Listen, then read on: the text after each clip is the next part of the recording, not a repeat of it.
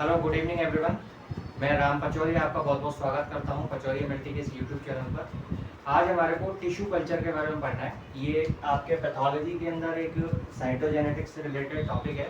इसके अंदर आप बेसिकली क्या करते हो कि जो टिश्यू है उसको आप जो है कल्चर करके या पर्टिकुलर सेल को आप कल्चर करके क्या करते हैं, उसका फर्दर ग्रोथ करवाते हैं और उसके अंदर different type of pathological disease और साइटोजेनेटिक स्टडी के लिए इसका इस्तेमाल करते हैं। ठीक है, तो हम देखते हैं कि टिश्यू कल्चर क्या है। ये बेसिकली डीएमएलटी के एग्जाम्स के अंदर पूछा जाता है और जो आपके 12th में इसको जो है प्लांट के ऊपर समझाया जाता है कि प्लांट के अंदर टिश्यू कल्चर का क्या रिक्वायरमेंट है। ठीक है, लेकिन हम यहाँ पर जो है पढ़ेंगे वो पैथोलॉजिकल एस्पेक्ट से पढ़ेंगे कि इसमें जो है हमारे को टिश्यू कल्चर या सेल कल्चर का क्या रिक्वायरमेंट है और इसकी एप्लीकेशन और उसके प्रोसीजर के बारे में देखेंगे। तो आइए शुरू करते हैं। देखिए, सबसे पहले आपका टिश्यू कल्चर का इंपॉर्टेंस क्या है कि tissue culture is a technique with in which the fragment of any organ or any particular type of region from where we are collecting a tissue or particular cells. ठीक है, जहाँ से आप क्या कर रहे हो कि पर्टिकुलर सेल्स को आप क्या कर रहे हो, कलेक्ट कर रहे हो या टिश्यू को कलेक्ट कर रहे हो पूरा का पूरा, और उसको हम क्या करते हैं लेबोरेटरी के अंदर पर्टिकुलर एक एनवायरनमेंट प्रोवाइड करा के और उस कल्चर मीडिया में आप क्या कराते हो, उसको ग्रोथ करवाते हो और इसका यूज हम साइटोजेनेटिक स्टडी के लिए और साथ ही साथ जो है पैथोलॉजिकल डायग्नोसिस के लिए करते हैं। ठीक है, अब इसके बाद हम देखें कि इसके अंदर स्पेसिमेन क्या क्या लिए जा सकते हैं।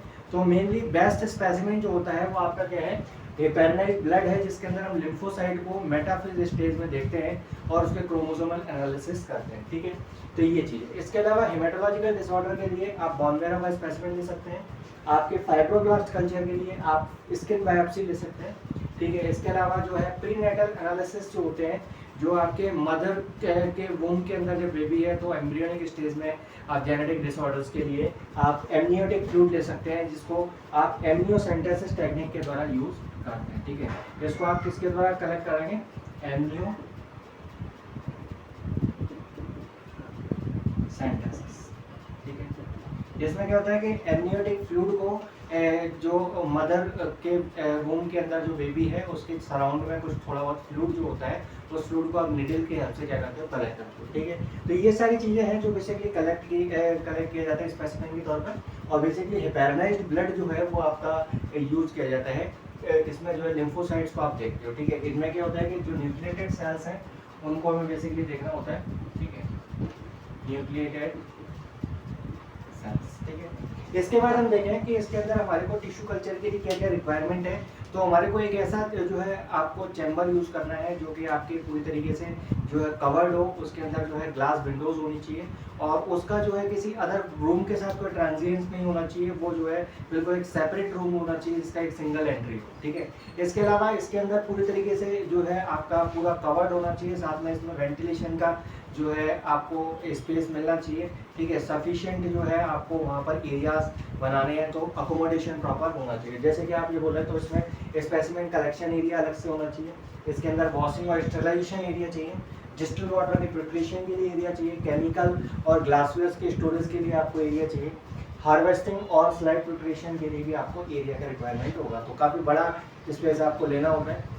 इसके अलावा माइक्रोस्कोपिक एग्जामिनेशन और माइक्रो फोटोग्राफिक जो है इमेजेस के लिए आपको उसका लिए सेपरेट एक एरिया की रिक्वायरमेंट होगी। ठीक है, इसके अलावा इसमें क्या क्या इक्विपमेंट चाहिए, तो हम कह सकते हैं इसमें लैमिनार एयर फ्लो का रिक्वायरमेंट होता है, जिसमें आपको हीपा फिल्टर यूज़ किया जाता है जो कि आपके बैक्टीरिया वायरस इनको सबको तरीके से क्या करता है, रिमूव कर देता है। ठीक है, इसके अलावा इसमें CO2 इंक्यूबेटर चाहिए जो कि आपके basically particular amount of CO2 5% CO2 generally बोलते हैं, जो कि आपके क्या करते हैं सेल कल्चर टिश्यू कल्चर के लिए बेस्ट होती है। ठीक है, इसके अलावा ऑटोक्लेव और हॉट एयर ओवन का रिक्वायरमेंट होता है और रेफ्रिजरेटर का रिक्वायरमेंट होता है। तो ये जनरल चीज़ें हैं जो हमारे को टिश्यू कल्चर के लिए या सेल कल्चर के लिए यूज़ करनी होती है। ठीक है, इसके बाद हम देखें कि इसके अंदर जो है ये सारी चीज़ें हो गई।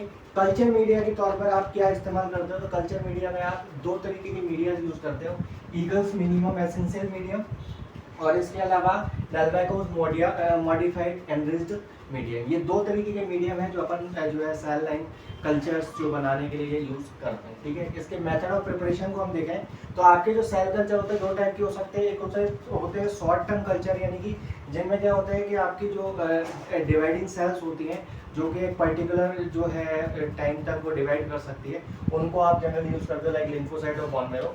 और लॉन्ग टर्म कल्चर जो आप करते हो उनके अंदर आप मल्टीपल डिवाइडिंग सेल यानी कि लाइक जो ट्यूमर की सेल्स है जो कि क्या करती है आपके जो है कई सारे डिवीजन कर सकती है, और बोल सकते हैं इनफाइनाइट डिवीजन आपके कर रही है।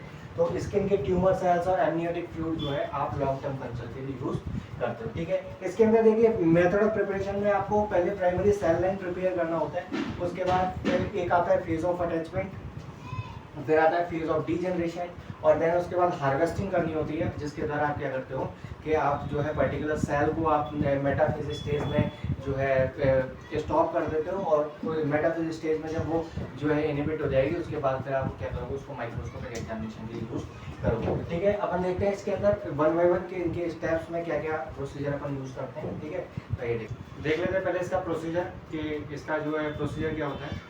सबसे पहले आपको प्राइमरी सेल लाइन प्रिपेयर करना होता है। प्राइमरी सेल लाइन बेसिकली क्या है कि जो डिजायर्ड सेल है जिसको आप ग्रोथ करना चाह रहे हैं या जो पर्टिकुलर टिश्यूज है जिसको ग्रोथ हमें करनी है उसको सबसे पहले प्रिपेयर करना है।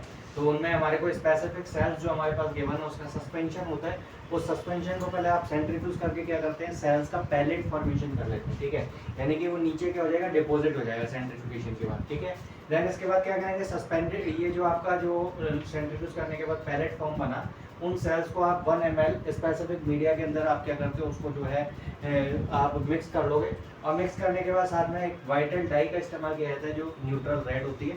इसके अलावा आप ट्राइपिन ब्लू डाई यूज भी कर सकते हैं जिसका जो है इस्तेमाल आप डेड सेल्स को स्टेन करने के लिए करते हो। ठीक है, इसके अलावा आपके जो है ये जो आपकी स्टेन सेल्स हैं इनको आप जो है इम्प्रूव न्यूक्लियर चैम्बर की तरह आप काउंट करके रखोगे, और उनमें से आपको जो है 1.2 × 10⁶ जो सेल्स हैं आपकी पर ml में आपको जो है उसका अमाउंट आप क्वांटिटी को लेकर के क्या करोगे उसको एक जो है मीडिया पर आप उसको ट्रांसफर कर दोगे। ठीक है, तो इन सेल्स को आप क्या करोगे कल्चर करोगे, और कल्चर करने के बाद जो है तीसरे दिन आप जो है उस कल्चर मीडिया जिस पर आपने उसको ग्रोथ किया था उसको आप रिमूव कर दोगे, और उसके बाद जो है आप उसको एक स्पेसिफिक टाइप ऑफ मीडिया पर ग्रोथ करना स्टार्ट करते हैं। ठीक है, इस तरीके से ही चलेगा। देन इसके बाद नेक्स्ट आता है आपका फेज ऑफ अटैचमेंट, जिसमें क्या होगा कि जब सेल्स जो है वो ग्लास के कांटेक्ट में आती है तो ये क्या हो जाती है कि ये जो है उससे जाके चिपक जाती है, और इसकी वजह से इसमें सेल में मल्टीप्लाई होना बंद हो जाता है, वो ग्रोथ नहीं करती। ठीक है, बस इसके अंदर मेटाबॉलिक एक्टिविटी है वो हाई रहेगी, बट इसके अंदर जो ग्रोथ है वो बंद हो जाएगी क्योंकि वो सेल्स जो है वो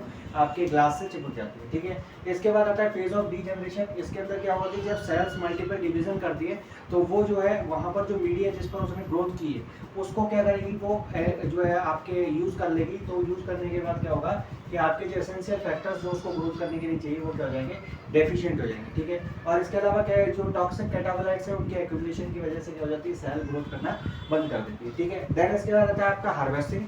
हार्वेस्टिंग के अंदर आप क्या करोगे सेल को मेटाफेज स्टेज में जो है आप अरेस्ट कर देते हो और जो कल्चर मीडिया में जो ग्रो कर रही है। ठीक है, और उसको आप जो है हार्वेस्टिंग मतलब अल्टीमेटली जो मेटाफेज स्टेज में जो हमें सेल है उसको हमें एक्सट्रैक्ट करना है, और उसके बाद आपकी क्रोमोसोमल स्टडी और साइटोजेनेटिक स्टडी हमारे को करनी होगी। देखिए सबसे पहले इसमें कॉन्सिमेट यूज किया जाता है। ये कॉन्सिमेट जो है बेसिकली सेल ग्रोथ को अरेस्ट करने के लिए होता है, मेटाफेज स्टेज को जो है गेन करने के लिए, और इसके अंदर हाइपोटोनिक सॉल्यूशन का ट्रीटमेंट अपन करते हैं जिसमें सोडियम साइट्रेट और पोटेशियम क्लोराइड जो है यूज होता है जो सेल के वॉल्यूम को बढ़ाने के लिए यूज होता है। और इसके बाद तीसरा स्टेप होता है आपका कि फिक्सेशन करना होता है। ठीक है, फिक्सेशन के लिए आप मेथनॉल और एसिटिक एसिड का 3:1 का जो है रेशियो आप यूज करते हो जो कि आपके क्रोमोसोम की हार्डनिंग कर देता है, यानी कि आपका जो क्रोमोसोम सेल के अंदर प्रेजेंट है वो क्या हो जाएगा बिल्कुल जो है हार्ड हो जाएगा, और साथ ही साथ जो सेल है वो डेड हो जाती है। तो उसके बाद फिर आप उसको माइक्रोस्कोपिक एग्जामिनेशन के जरिए आप उसकी जो है स्टडी करते हो। ठीक है, तो ये हमारा पूरा एक सेल कल्चर है टिश्यू कल्चर के बारे में रहा। ठीक है, इसके अंदर इसके एप्लीकेशंस में देखें तो आपके जितने भी जेनेटिक डिसऑर्डर्स होते हैं, इसके अलावा जो आपकी देखा जाए तो इसके अंदर जो पैथोलॉजिकल डिजीजेस हैं उनके लिए, और काफ़ी सारे हैं जो अपने हेमेटोलॉजिकल डिसऑर्डर्स हैं, एनीमिया काइंड ऑफ अलग अलग डिसऑर्डर्स, उनके लिए हम जो है इस टिश्यू कल्चर या सेल कल्चर का इस्तेमाल करते हैं। ठीक है, इसके अंदर पैथोलॉजी लैबोरेटरी के अंदर इसका एक इम्पॉर्टेंट यूज़ है, और जो आपके जेनेटिक डिजीज़ हैं जिनको आप साइटोजेनेटिक स्टडी के द्वारा चेक कर रहे हो वो हमारे को जो है इसके द्वारा एक अच्छी हेल्प हमारे को मिलती है। ठीक है, आई होप